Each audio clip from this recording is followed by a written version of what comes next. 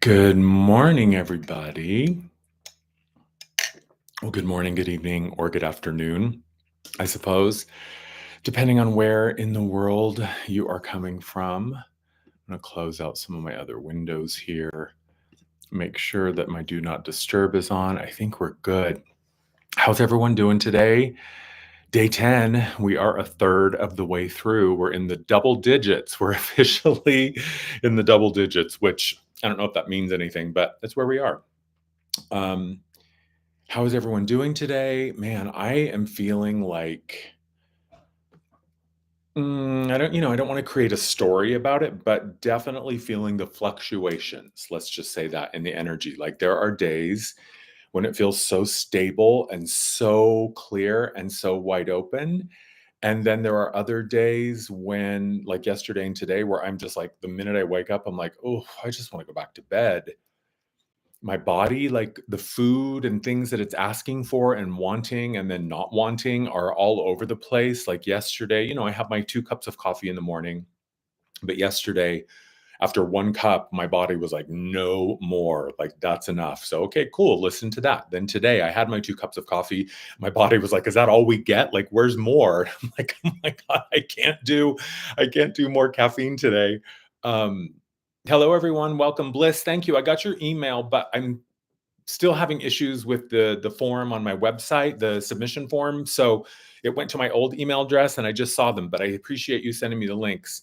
Um, yeah, coffee and I have always had a very peaceful relationship. I love coffee, but I usually only drink 1 or 2 cups in the morning and that's it. I don't drink coffee throughout the day. I cannot have coffee in the afternoon. Like it really messes with my system. Like I can do black tea in the afternoon, like iced tea I love, but I cannot do more than a couple of cups of coffee in the morning these days, or I'm just like all over the place. Even today, I'm feeling a little like like a chihuahua, all amped up. So I'm definitely going to be reminding myself to breathe deeply throughout the day. But I'm happy that you're here. I'm happy to be here with you. One of the things that I was reflecting on this morning is the evolution of my relationship with my body, and just with my energy and kind of what I, in the holistic sense, am asking for. I think there's the human perspective, there's the mental perspective of what I want from the practice, wake up, take a shower, have my coffee, eat some breakfast, go to work, or whatever our routine is. And what I have found is through this practice of, over the past 10 years of having this practice, and having this practice be a business, what I have found is that one of the biggest lessons I had to learn, especially when looking at my life from the perspective of sustainability, of reciprocity, understanding that, it's not about me depleting or diminishing myself, that my well being has to come first and foremost. Because if I am not healthy and well and happy and balanced and clear, then I certainly cannot show up for another. Or I guess I should say it's a lot easier to show up for another when I am balanced and healthy and clear and taking care of myself.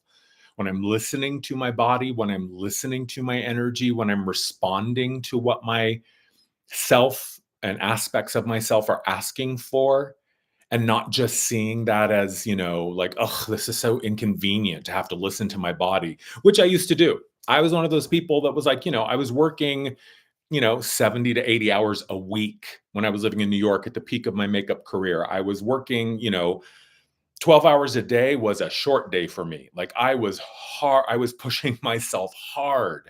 I was depleting myself and I didn't care, right? And I think in our modern society, especially in Western culture, like we have made, or some of us have made, like a badge of honor out of depletion and exhaustion. Like, oh, girl, can you believe how hard I worked? Oh, girl. No, I mean, you've got to ensure that this is right if you want to proceed in your optimal way. And even beyond that, it's not necessarily about, oh, I'm going to listen to myself so I can go out and make more money. For me, it's about, I'm going to listen to myself so that my life is one that's holistic. so that in every moment with every choice, I am regarding and taking into consideration the needs and the requirements of all of me, and not pushing myself beyond the brink for some weird reason. You know what I mean? Like, why would I do that to myself now? Why would I do that to myself now? Why would I minimize my needs? Why would I deny just the basic fundamental things that my body requires to be healthy and balanced and to thrive at its fullest capacity? And that really required me to let go of a whole lot of control. That really required me to let go of insistence and the belief that my way was the right way and that I knew best no matter what.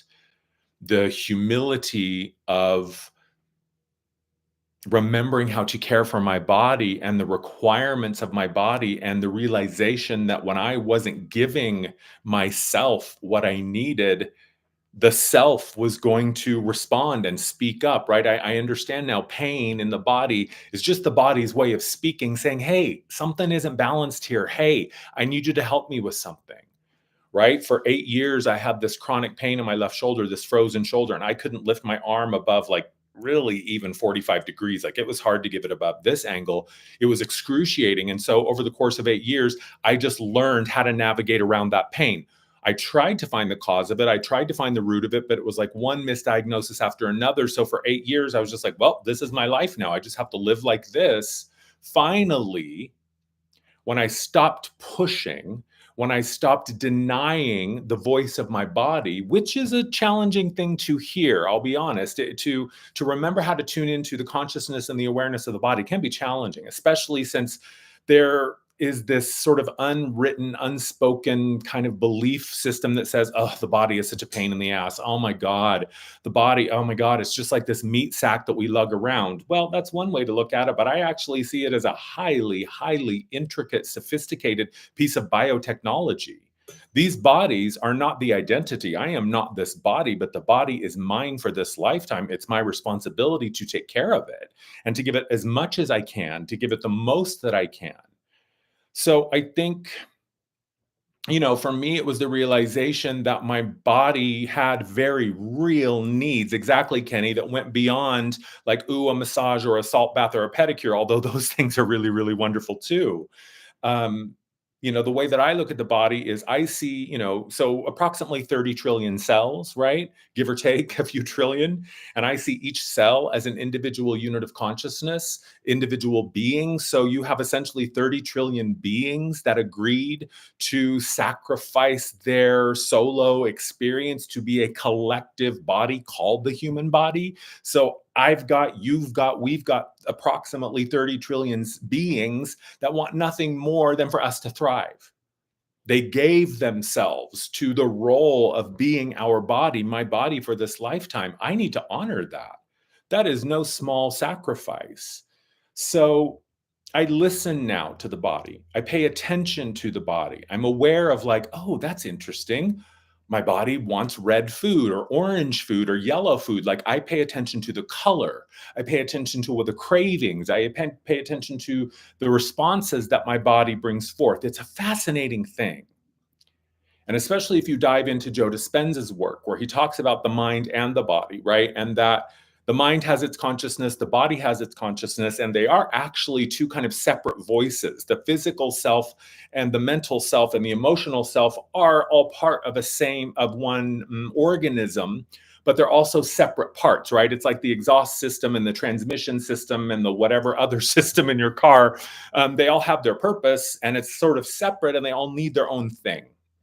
It's kind of the same thing with the physical body. And the mind, the thing that the mind does is it just never shuts up, right? The mind can be a constant monologue of thoughts and ideas and beliefs. And especially when we find ourselves at the edge of a comfort zone or moving out of the known, the mind gets really, really active. And the body often has a different experience than the mind. The body doesn't lie. The mind, however, loves to lie, not because it's a liar, but because it just doesn't get it, right? So Joe Dispenza's perspective says that over time, the body just becomes the mind, because the mind is so loud and so constant, and it just never shuts up. And the body is more subtle, it's more nuanced, it's more of a feeling and a sensation. So over time, the body's just like, well, the mind just never shuts up. And you only listen to the mind. You don't listen to me. So what are my options? I'll just become the mind. It's easier, right? Path of least resistance. I'm conserving resources. So what I had to really do over the course of the past few years, well, the past 10 years, but especially the past 3 or 4, is begin to unravel and sort of detangle those streams of consciousness and awareness and remember how to see, oh, the mind thinks one thing, the body thinks another thing. What the body is saying is usually all quite simple: food, water, movement, safe, unsafe, tired, right? It's very, very simple. The body's needs aren't super complex. And once it gets all twined up with the mental belief, oh, you can't do that. That's not what good girls do. Oh, you can't do that. Everyone's going to laugh at you. Oh, I wouldn't do that. That's too risky. So, whatever the case, my point here is it's a really fascinating thing when we begin to honor the fact that what the body needs is not always what the mind wants, right? That I think is a really important distinction to make because the mind wants things that aren't necessarily good for us, and the mind wants things that we don't actually need. I think a lot about addiction and how it can be a tricky thing because if we're talking about like, oh, just follow the feeling, follow what feels good. Following what feels good can be challenging when we are unlearning old patterns and behaviors of destruction or limitation or self-sabotage. And addiction can be tricky because the body, in its amazing, incredible resilience and its ability to find a new balance, no matter the circumstances, that when the body gets used to a certain substance, i.e., a drug, right? We're just using this as an example. It gets very accustomed to functioning within the context of a foreign object, a foreign substance. And the body gets used to it. And then if I go off of that substance, alcohol, drugs of any kind, dopamine, even dopamine, right? Like social media, caffeine, anything, the body is, well, where is it? Oh my God, where is it? I need it, right? And to the degree, sometimes the body is so accustomed to it that we actually need some sort of medical process to wean the physicality off of it. Otherwise, the physicality can break. It can collapse, right? There are drugs and substances that if you go cold turkey, you can die.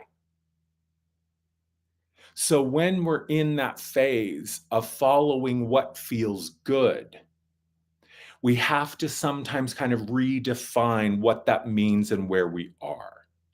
Because what feels good isn't always good for you, right? If I quit smoking, I smoked for like 15, 17 years. And the multiple times that I tried to quit smoking, like it was my body screaming for that nicotine. So what would have felt good was the opposite of what I wanted and of what I needed. The body thought it needed the nicotine, and in a sense it did if it was to continue along at the speed and the pace and the frequency that it was. Once I took the nicotine out of the equation, now suddenly the body's going, oh my God, what do we do? So the body needs time, right? It has to kind of come back. We say it takes approximately 21 days to break or make a mental habit, even longer. Sometimes it's a physical dependency or a physical addiction. So it just, I share this just as an observation, and I think as something that is going to become increasingly important in our lives as we proceed, because the difference between what feels good from a comforting or numbing out or going back to sleep perspective is not necessarily what is good for us. And I think if we pull in this idea of Western medicine and our approach that we tend to take, my perspective is that I see all disease as a symptom and as a symptom of disconnection. And we in the Western world have been turning symptoms into diseases for centuries. Hello, right? Bottom line, bring me the money, stuff my pockets with all that, healthcare industry cash. So I think it's important that we begin to redefine what well-being is. We begin to redefine what health is. We begin to redefine how do we maintain these conditions, right? Chronic conditions, illnesses, whatever. It's important for us to get really, really clear for ourselves what that means. So I think it's just an important thing for us to start to pay attention to. And one of the things that I found when beginning to unravel what the mind wanted and what the body wanted is I would take my body with me. Now, I know that sounds weird because your body's always with you, and taking your body with you consciously, like taking it out for a walk. And I would say, okay, body, what do you want today? What do you need from me today? And it was always simple, right? Stretch, exercise, water, food, rest, whatever. It was always a very, very simple response. And so I just started saying, okay, then we'll do that. We'll rest, we'll move, we'll drink water, we'll eat, whatever. So I just started to do the best I could to tune into that. And the more I tuned into that, the more rich that relationship became. It's like I was saying yesterday, right? The deeper we go within, the richer this experience is out here. In many ways, remembering how to speak the language of the mind and the body and the energy and all of that is you're just remembering a language you've already spoken, but from the human perspective, it feels like it's the first time you're speaking it.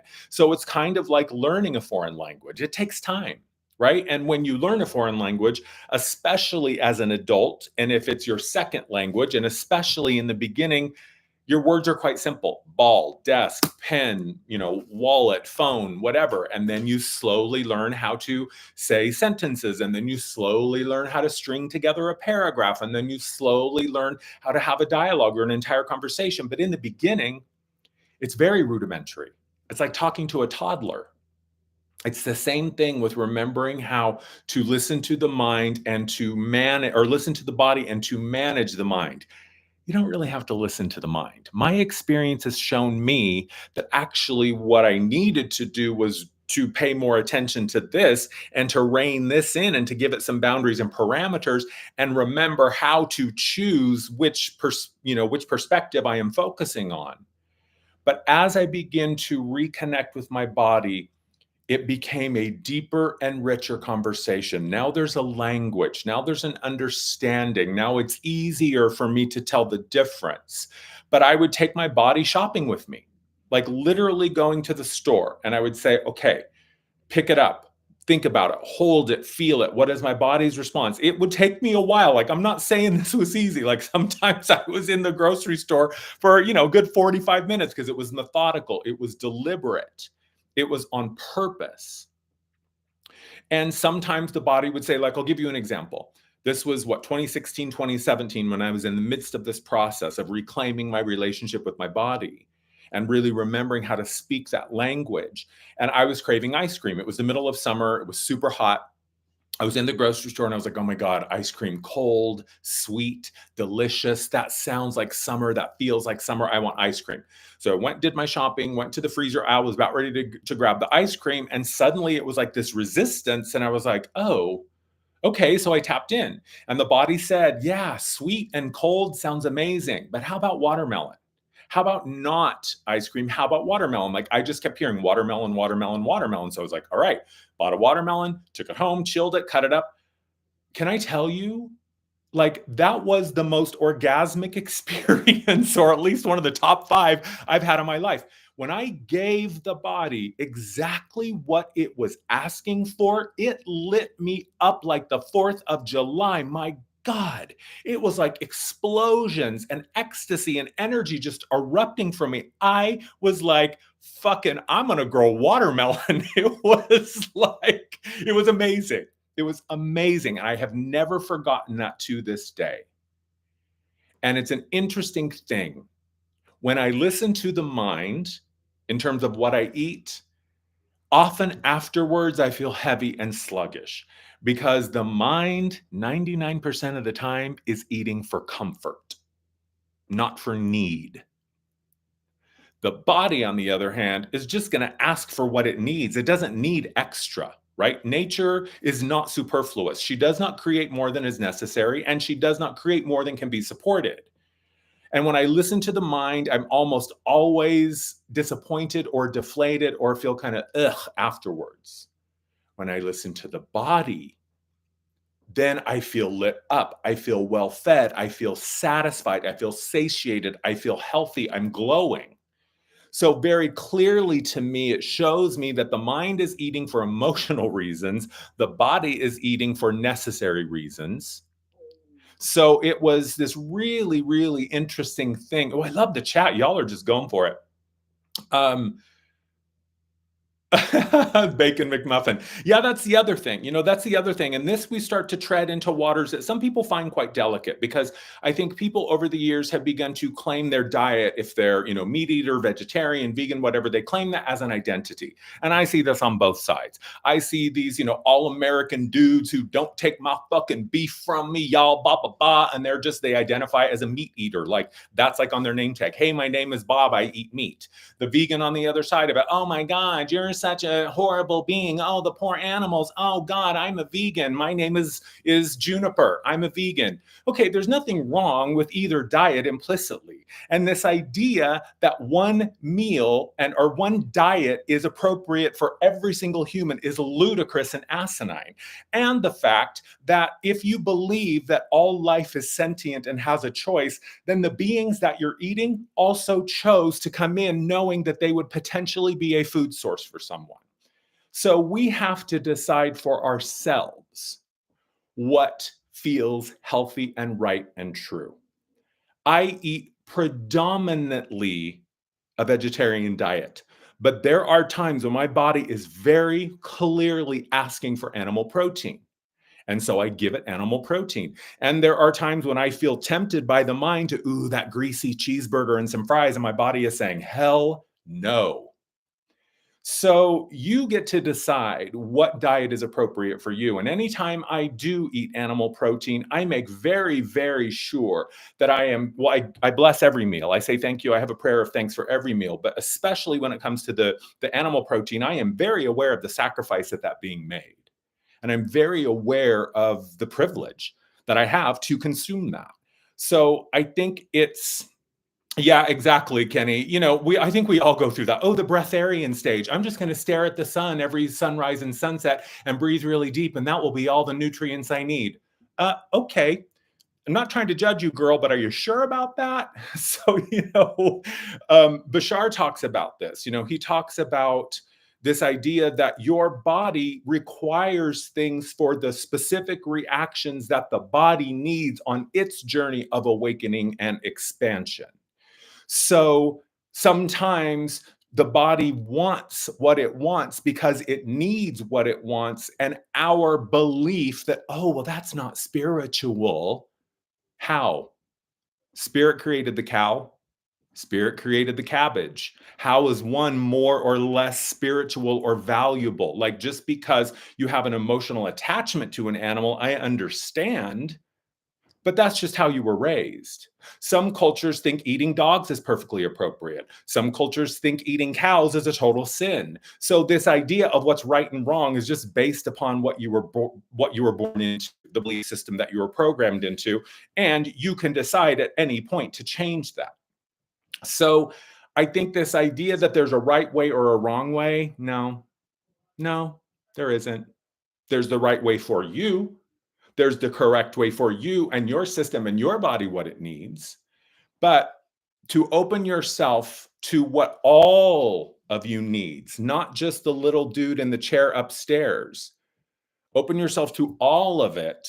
And I think you might be really surprised to see where it takes you and see where you want to go.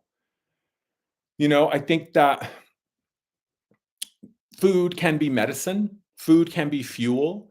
And more, I rely on the wisdom of like those who came before me, my ancestors, my granny, those sharecropper, farmer, pioneer people that were, getting up every morning, planting their food, harvesting their food, storing their food, preparing their food. They knew like, oh, you got a headache, go cut some of that herb and make a tea. Oh, you got a toothache, okay, go cut some of that. You have a stomach ache, drink this thing or eat that thing. So we have what we need. It's just about tuning into the level of our awareness that directs us towards what we need versus the level of our awareness that thinks it's all about restriction and limitation and, right or wrong. It's just between you and your body. It's between you and what you need. And it's really no one else's business what you're putting in your body as long as you're okay with it, and of course, you're not harming anybody else in the process. But I think that ultimately this is one of the big frontiers that we're going to be embarking upon is the autonomy and the sovereignty of the self to manage my own body. I know what I need. You don't know what I need, and I don't know what your intentions are. So what? You went to fucking medical school. I don't know that your pockets aren't lined by big pharma. I don't know that. So you don't get to tell me what I need to do with my body. You can give me your opinion. You can give me your assessment. You can give me your diagnosis from your perspective, whatever that is.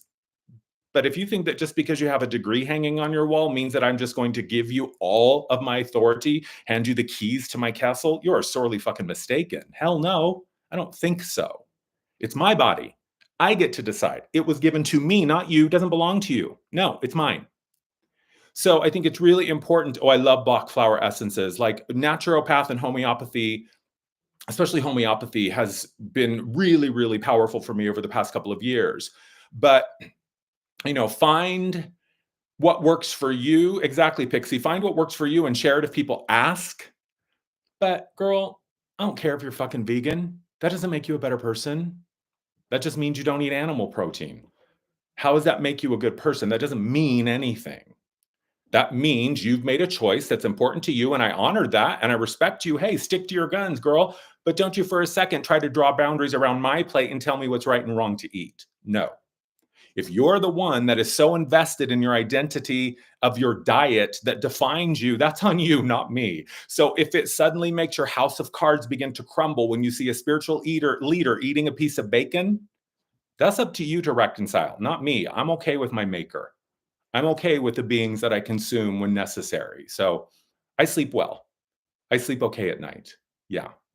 And yes, at some point, we will get to the point where we don't necessarily need the dense protein. A dense reality requires dense protein. A reality that has more spaciousness, more light, and more openness to it doesn't require the same density. So listen to yourself.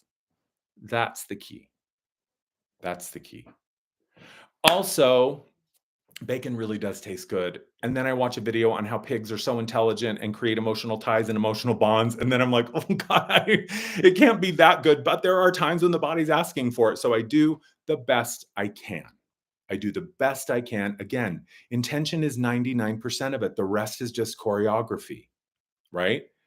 So um, a bony panther. I love that, Master Lord. So I just wanted to share a little bit of that. This is what I love about showing up here is I don't have to have an agenda or a predetermined, thing to talk about. I just get to show up and share what comes in. That was what wanted to come in today. A couple things I want to share with you really quick. I have an event coming up next Sunday, the 28th. That's going to be the Pleiadian Light Circle. I've started this new healing modality, the divine frequency healings. It's channeled healing with this group of Pleiadian beings calling themselves the Trio. They are so powerful and wonderful. It's such an amazing experience to be in their energy.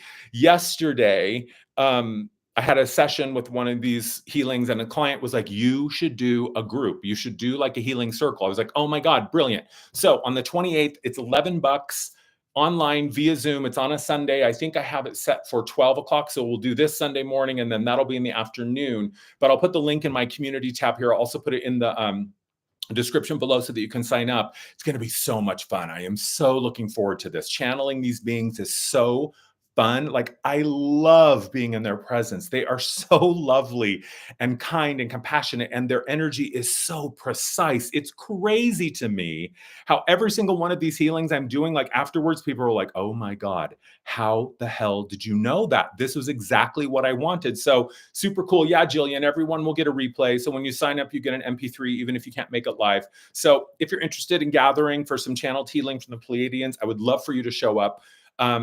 It's super, super cool. It's going to be so much fun. I cannot wait. And then again, using spring 20 as the code when you're booking a session through the end of the month to get your discount. I think that's all I needed to share with you today. That feels complete. Yes. Just asking myself, mind, body, energy. Is there anything else? Nope. Mind is still begging for more coffee. Body is starving. I haven't really eaten yet today. So I'm just going to listen to that and follow my impulse. I love you all so much. This has been such a joy. I cannot tell you how humbled and grateful I am for you. It's such a privilege and an honor to show up here, run in my mouth, and to have a group of individuals that really are looking forward to it, that want to connect, that want to receive. And it's been so healing for me and rewarding for me in the sense of like, wow, I love what I do again. To be back in this space of joyfully arriving with no expectation, no agenda other than just connecting with you has been the medicine that my soul needed, and I didn't even know it. So thank you.